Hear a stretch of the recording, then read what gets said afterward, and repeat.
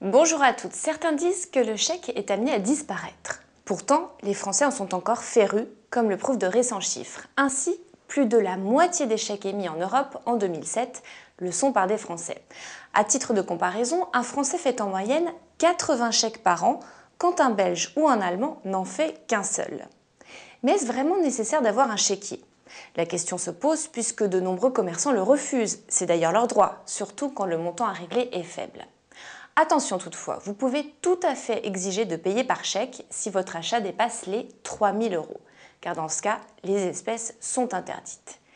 Quels sont les inconvénients du chèque? Il faut toujours vérifier que l'argent est disponible sur votre compte, sinon il s'agit d'un chèque sans provision et vous risquez in fine d'être interdit bancaire. Et auparavant, cela vous coûtera cher en frais de traitement bancaire bien sûr. Pour info, la banque est tenue de régler les chèques d'un montant inférieur à 15 €, même si le compte est en débit. Autre inconvénient du chèque, la méfiance des commerçants qui vous demandent une, voire deux pièces d'identité.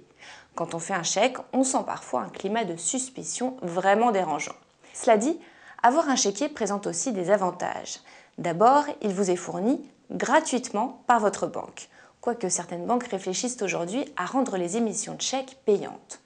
En revanche, les frais d'expédition peuvent vous être facturés.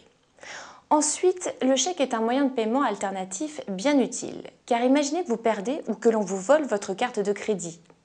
Pour des montants élevés, il est également plus pratique de payer par chèque. Pour preuve, le montant moyen d'un chèque est de 595 € selon la Banque de France, contre environ 50 € pour un paiement par carte.